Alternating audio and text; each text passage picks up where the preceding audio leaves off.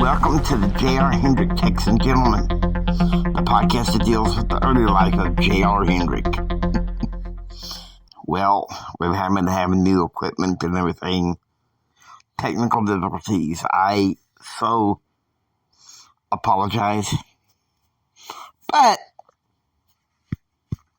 that being said, we're going to go into one of my favorite episodes of this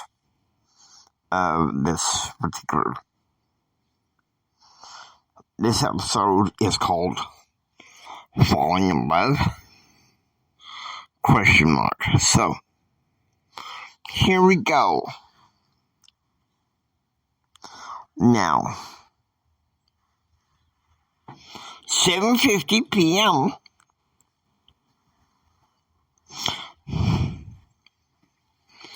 on the evening of the 31st,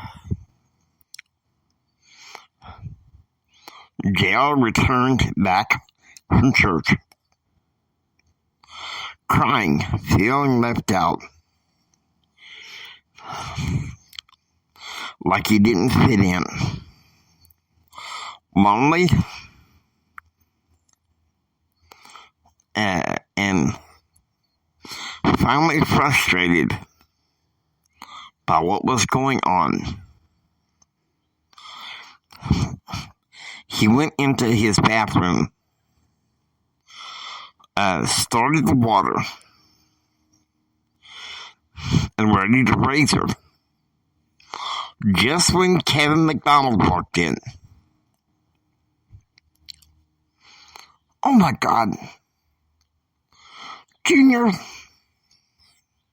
what the H? Kevin said.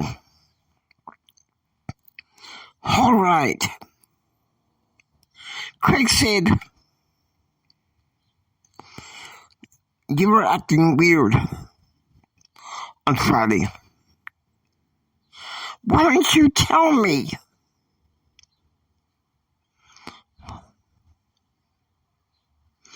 You were struggling. Dear, there's hope and help.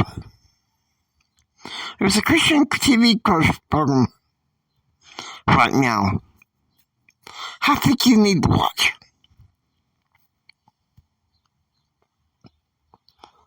Okay, so a picture of this. Kevin was sitting down. He turned on our TV. He watched it. And it was about suicide prevention.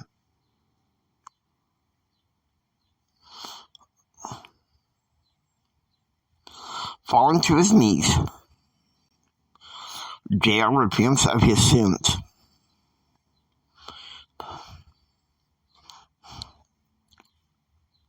But he felt like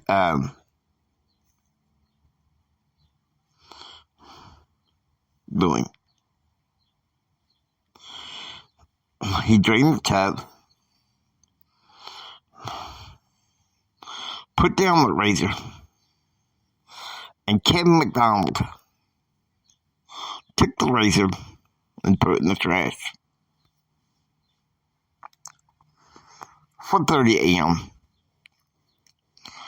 Oblivious to what was going on in Lubbock. Back at the ranch, Betsy is drinking coffee. This morning, she would be supervising the putting up and loading up deer to take to a butcher in Abilene. Okay.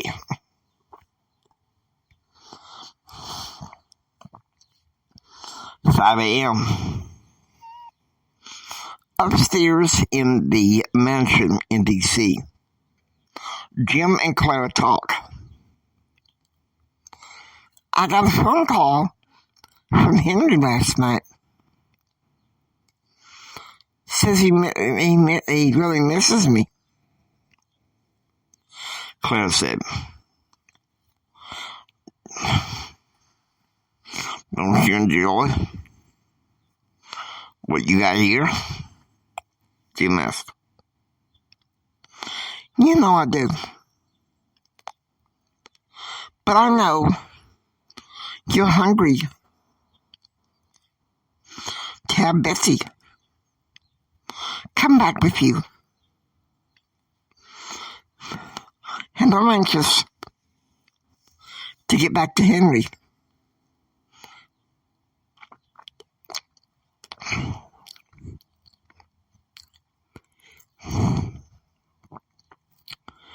Plainly Thursday morning. And Jim says, "I'll be taking mine Friday morning. Sometime. And then I get a barbecue to prepare for at the ranch. 7 a.m. JR and Aunt Donna are having breakfast together at Artie's, an international southern hamburger and sandwich place.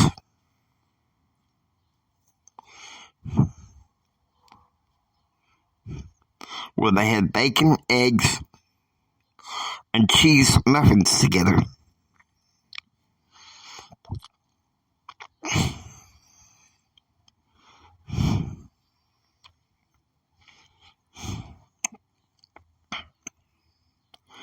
I hear Carl is giving you trouble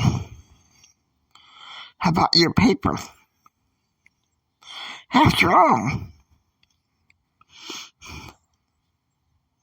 you're doing to try to settle things with peace. I'm afraid it's going to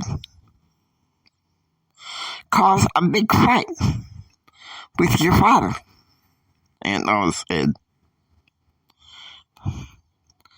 "I hope not. That's the last thing I need right now," Gerald said. "Be that as it may, if he's going to be in a foul mood towards you and Jim, maybe living in Utah will be the best thing for us. I wish he'd reconsider.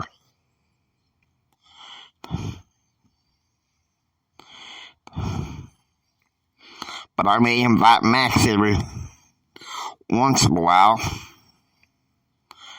to celebrate some things.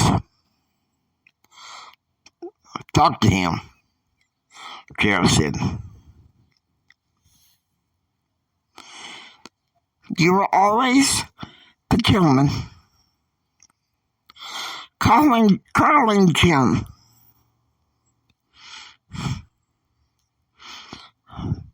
had such rough and tumble upbringing with an absent and angry father and an unstable mother. You're lucky to have such a sweet mama." Okay, so now we cut to the U.S. Small Business Administration, and it's 9 a.m. Eastern. Jim is ushered into the office of Administrator Phil Levitt.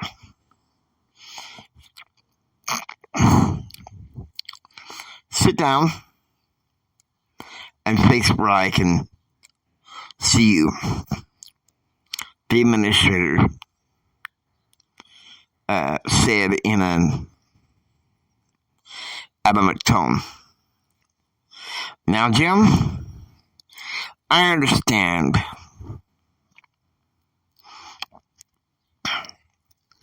But can't let you keep wagging the Clintons' dirty laundry to the press. Every time that we have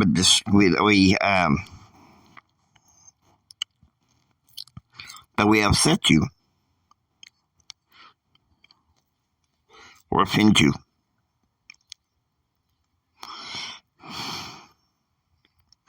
I think you'd love to see him lose.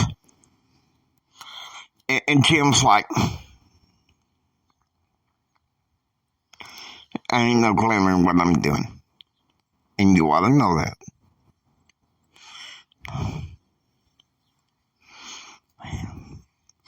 You ought to know when you picked me that I'm on the conservative side of the deal. And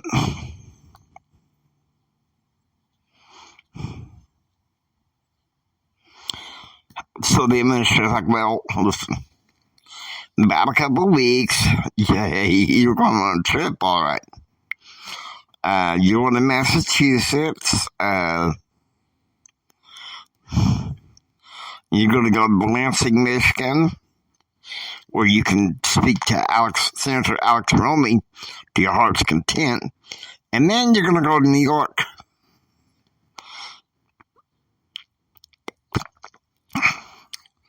You are the SBA's representative to the public. That means you report for us, not to the public. And Jim's like, now you just hold on just a dang minute. A puppet?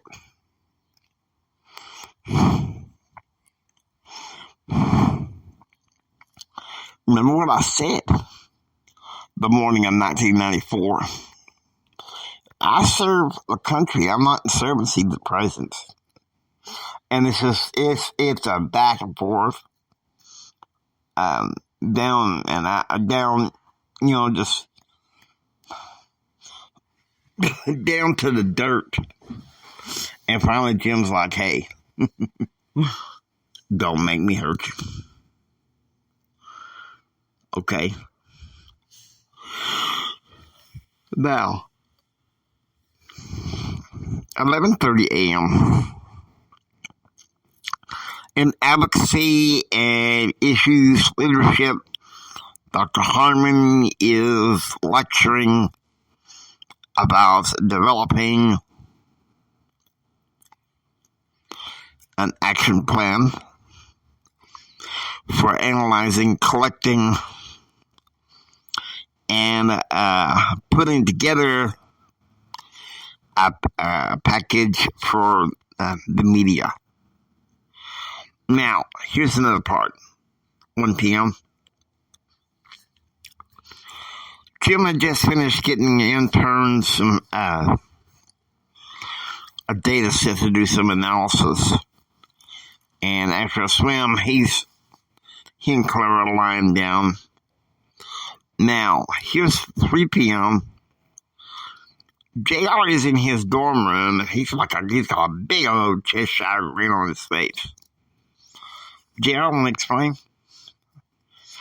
Well, I just got out of organizational behavior class, and Kristen was walking into our English class, and she said, do you mind if you take me, if your driver, and he takes me to my aunt's ranch? Falling in love. Now, 5 p.m. This is where the drama gets interesting.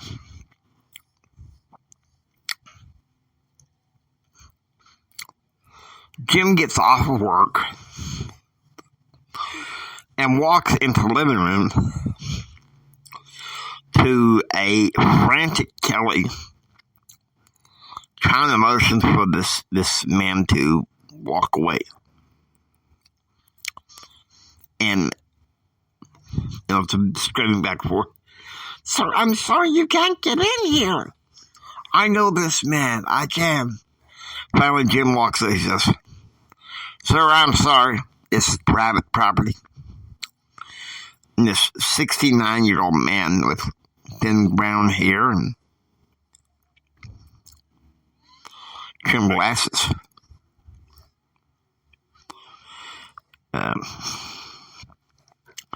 He sit down and he looked Jim squarely in the eye and said, "That's no way to treat family." So Jim rushes over to him, hugs on Uncle Isaac, and Isaac's like, "Came down here on Thursday.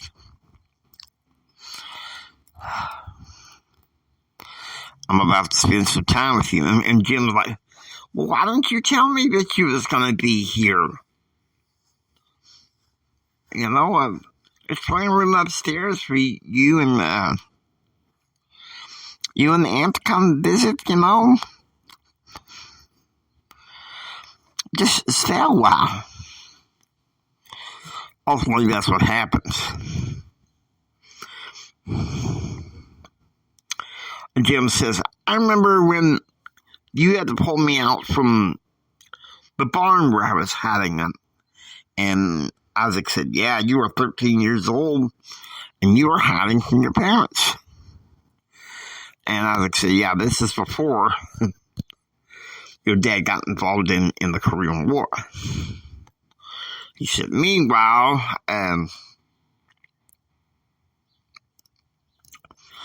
I served a mission, and your Aunt Rebecca and I were going to BYU." Okay, so it's 7 p.m. Central. At the ranch, Madison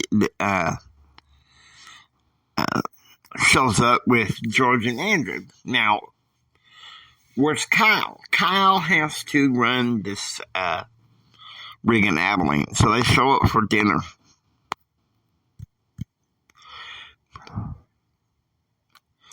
$8 p.m. Eastern. At 14 Heritage Gate, it is quite a ruckus as Uncle Jim and Isaac go this rally along, and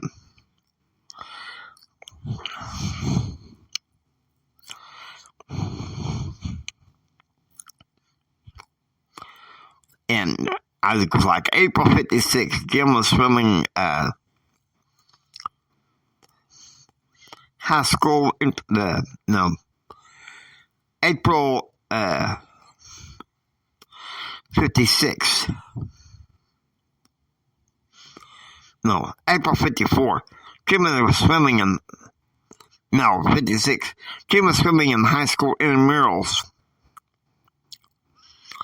with Odessa University College. It's 54, actually.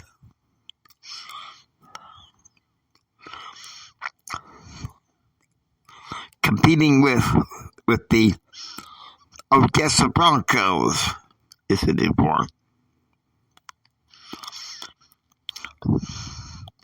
Kids with varsity.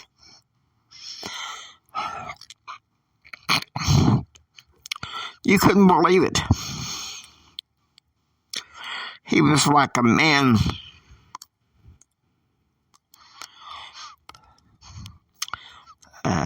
either in that pool. And Jim's like, cut it out. It was nothing. And Isaac said,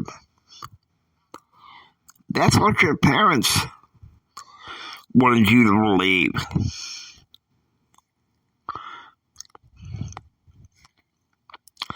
Your father was so tangled up in the military And your mother was raised by a man who was ex-military. And that caused some tension in her family. No, Jim is the varsity man. Yeah, well, Uncle Isaac, I remember you laughing, carrying me over your shoulder, racing downstairs, chasing your friends.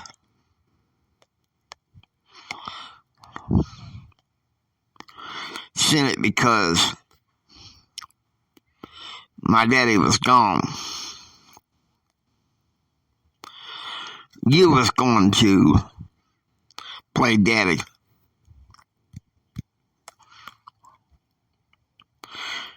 You got that right. The only reason why you guys had to go back to Texas was because he was too lazy to be a father and a husband. All right, that's enough. Mama made her choice because Daddy was being a coward, Jim said. Okay, so now here we go with number April 3rd, 1 p.m. Central. In Advocacy Lab, the senior honor students are ushered into a simulated courtroom where Dr. Harmon begins barking orders.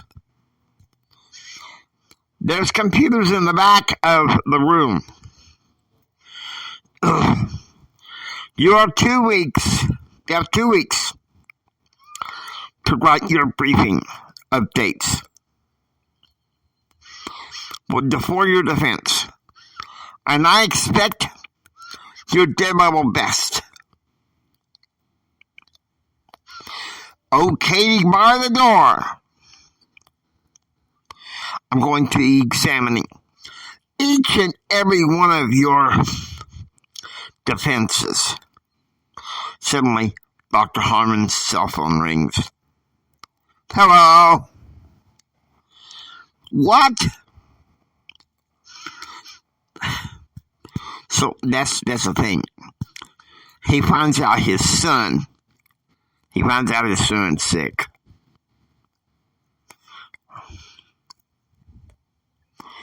Yeah, strep throat thing going on. He's in the middle of this dang advocacy lab. And something having to do with Chrissy Murray. Yeah, that's what Kevin McDonald wanted to say. She would have. Okay, 3 p.m. It's in the White House this time, in the Oval Office. President Clinton agrees to meet with Rick Morris and Canadian political strategist David Kerrigan.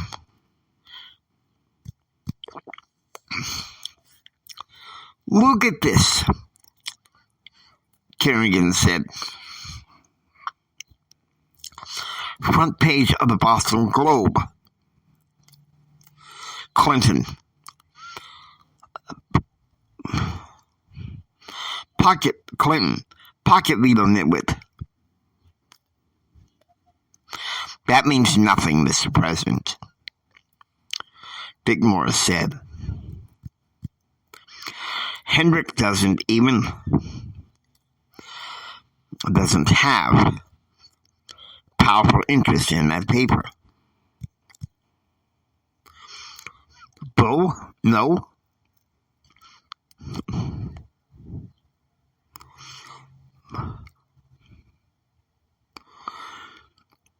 No, but he's flexing.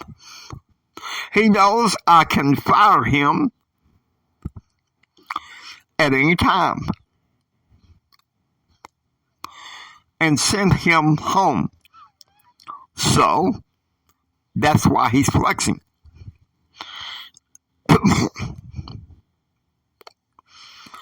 Yeah, well, his son back home in Texas wrote an honor paper, something that can make us look pretty bad. Please. It received the lowest honor grade, so that means nothing. Hillary could put that paper to shame.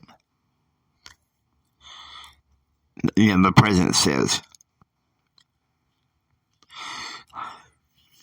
MCI beats track phone.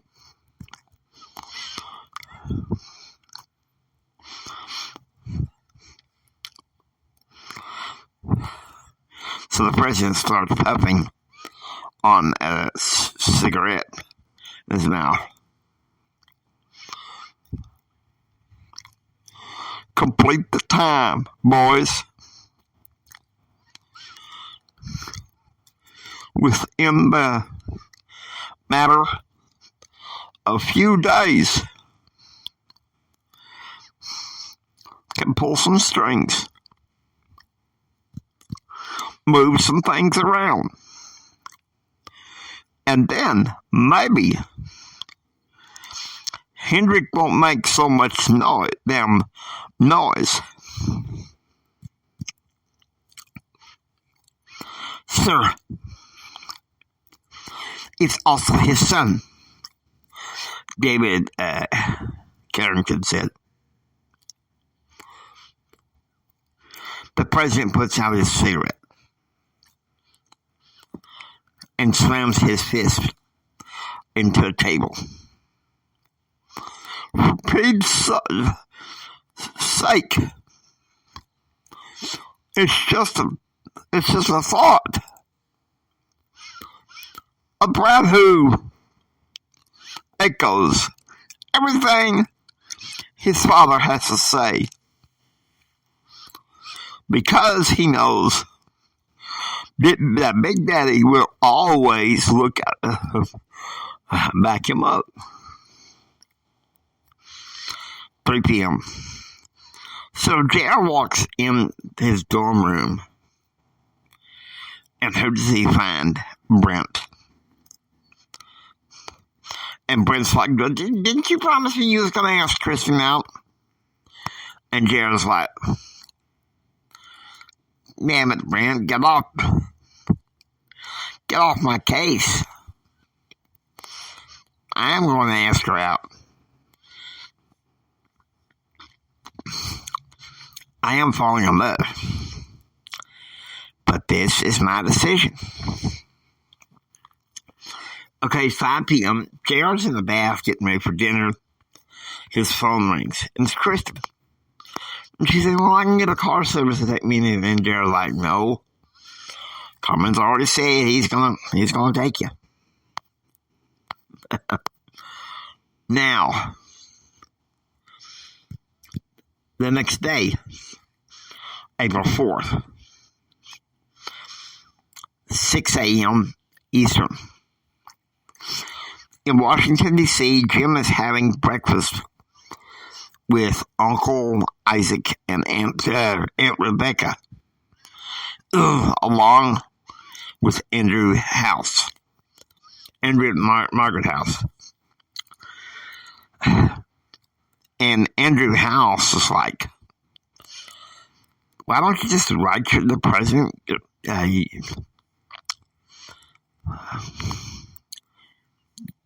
the letter saying that you're stepping down? And do it now. You'll be out there by June traveling the country, be feeling free to speak your mind, do that. And Uncle Isaac says, think about it, Jim. Don't be like I am. Your daddy was always going way above and beyond to serve his country. And Jim's like, I'm consigned to this office. Betsy understands. She and I like to make compromises every once in a while.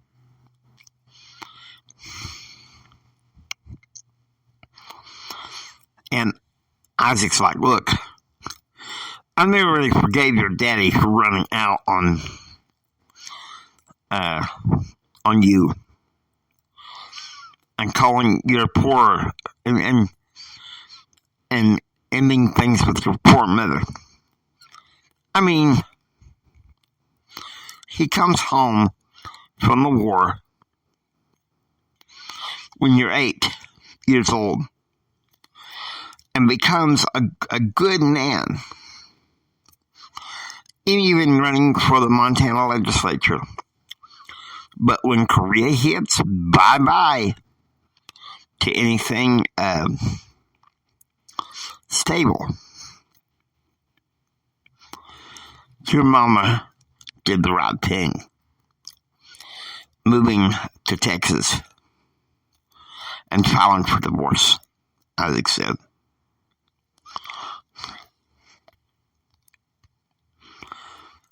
Remember the spring of 51? I was so damn mad at my daddy for being away so much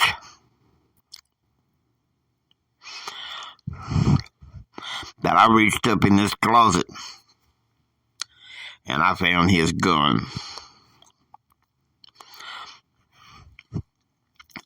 Your grandmother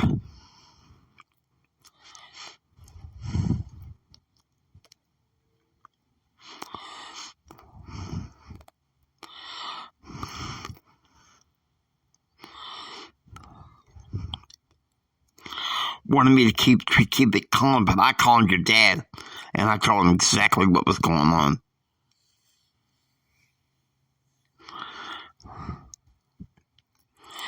And Jim said, Namai was not that fascinating a mother, either. Jim said,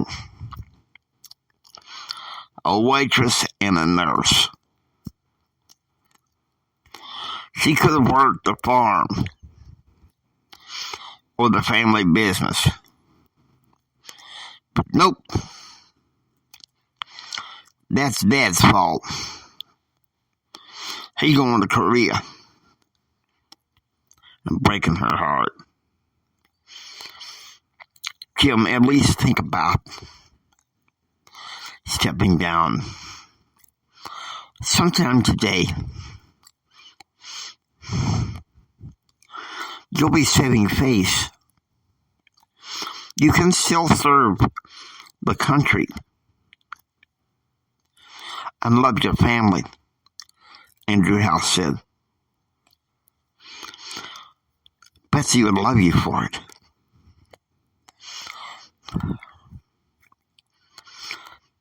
We ain't truly been together for a long time. But Andrew, none of my legislation has been passed. You can't just hobnob with the folks in D.C. hoping to get it done.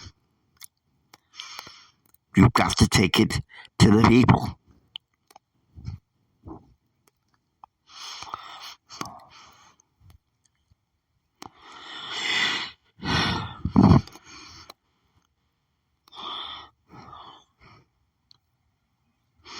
What did I always tell female cousins in the family? Jim, you're my varsity boy, Isaac said.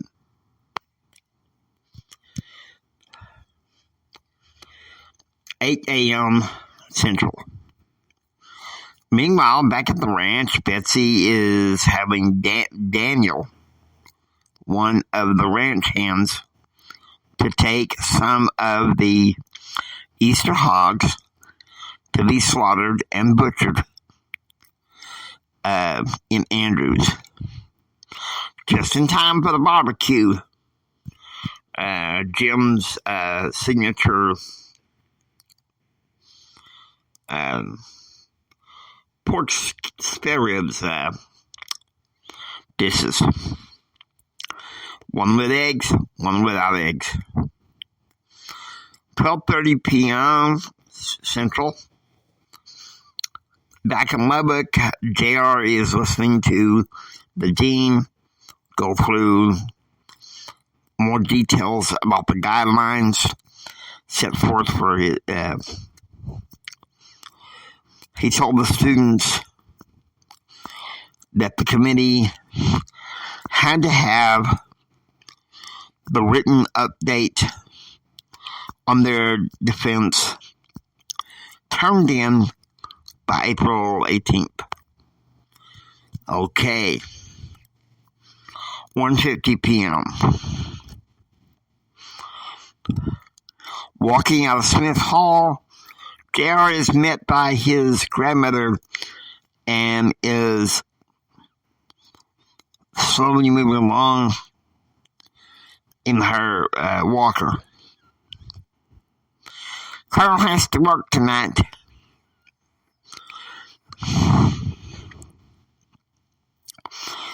He has a long haul to Denver City, but Aunt Donna wants to take you out to dinner tonight. Me, you, Max, and me, you, and Max. I've spoken to Carmen. We're all riding to the ranch tomorrow, all together at the same time, Grandma Mary said. And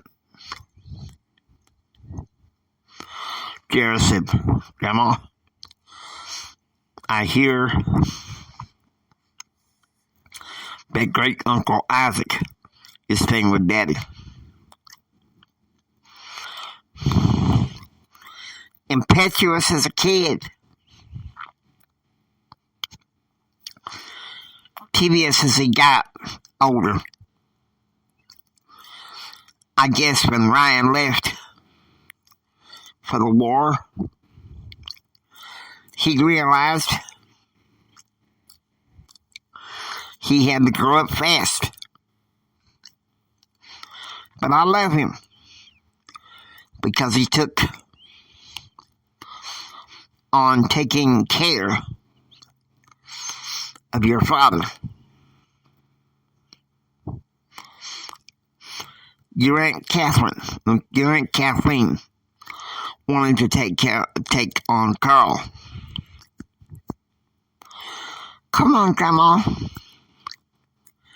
Let's get in the car. We got to get you ready for your swim with the physical therapist, Aunt Donna said. 2 p.m. Eastern. Washington, D.C. Jim is having his final conversation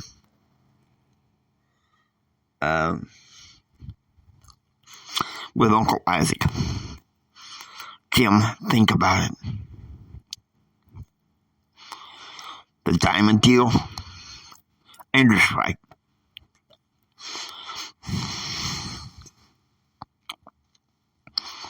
What Korea did to your parents' marriage, Isaac said. Yeah, Jim said tacitly. Damn, son. When you were 10 and had a fever, and both your parents were working, who took care of you? It was me. And when you were 14 and got in trouble with Grandma because of the gun. Who was the one that took you in? I made sure you were looked after. It was me.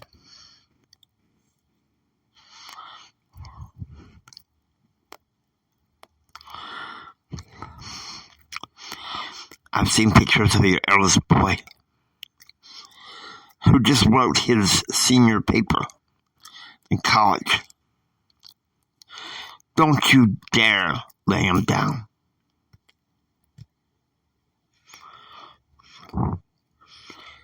Four and a half years later, Uncle Isaac died in Texas. And Daddy said,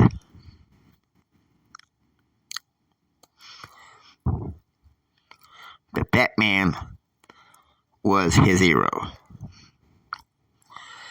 Isaac stood up to Grandpa when he abused Daddy. And they came to visit Daddy often. Grandpa went away to Korea. Especially after Grandpa and Grandma divorced. 4 p.m. Central. As Carmen is packing Jared's bags, Aunt Donna arrives to take them to the restaurant. 6 p.m. At Dante's, they are in the family sit-down. JR orders lasagna. Dante Alligatory. This was beef lasagna with layers of 4 cheeses with regular tomato sauce and a hint of Alfredo. To wash it down, both JR and Max picked up Dr. Pepper's. This thing bounced around. Okay.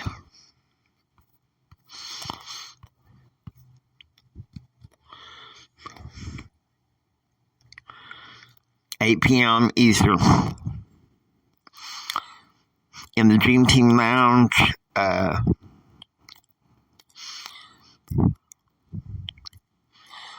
after having hamburgers, Jim told the staff to clean up the house, getting ready for Betsy's arrival on Monday. Okay.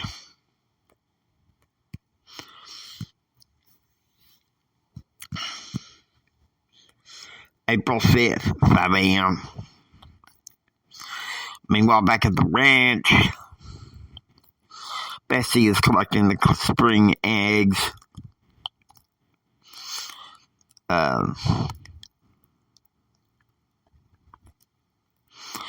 She's having the staff color some of them for the Easter egg hunt at the barbecue. 7 a.m. Central at Kentucky Bell. JR and Ken are having breakfast.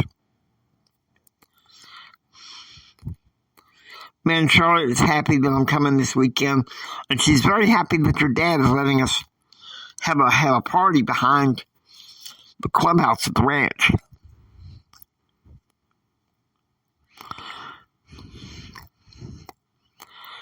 And JR's like, time for the Federation 4 to get back together, put our differences aside. And Kim said, we should have done this a long time ago. Okay, so now 9:59 a.m.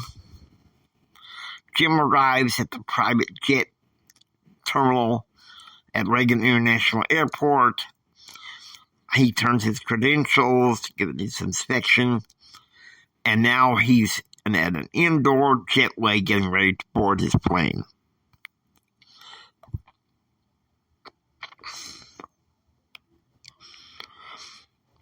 at 11 a.m., JR makes his way through the snow in Sneed Hall Gordon Hall, and finds Kristen inside, frantically looking around. JR, where are you? And JR's like, honey, I'm right here. Carmen's right here. We're going to load up your things, and we're going to get out of here.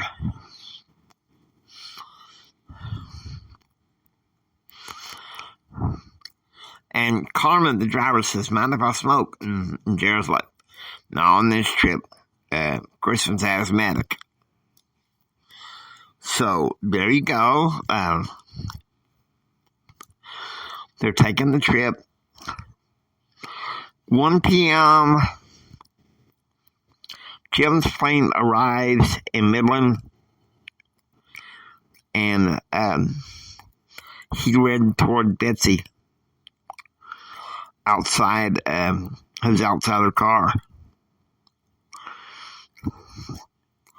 Been too long, Betsy said, embracing Jim. Get the cooks make 'em. My fried chicken. We're going to have us a good night here at the ranch. Okay, 3 p.m. The procession of Hendrick cars leave the snowbound areas of Andrews after having a little quick lunch, and JR's like, all right, I want to know about Amistar, and I want to know about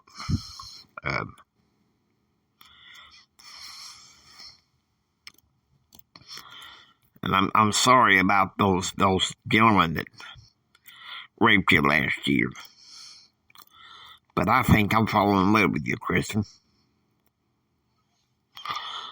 Okay, so eventually they drop her off at her aunt's ranch. It's 5 p.m. And the Hendrick party arrives back at the ranch.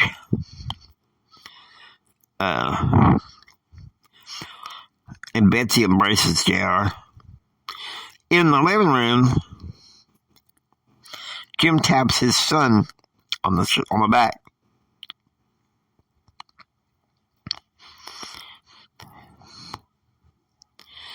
Have something you want to tell me, boy? And JR's like, Daddy, I think I hit the diamond mine. Kristen Haig, I'm falling for her. And the patriarch taps him on the back, saying, whatever you think you gotta do, boy. Okay, so that was a fairly good episode. And I'm going to give it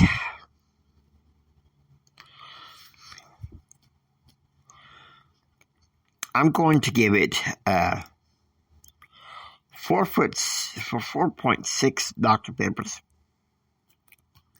and a hug from Kristen Haig. JR, 4.3 Dr. Peppers, a hug from Kristen Haig, and a ride home from Lubbock in the snow for that same barbecue.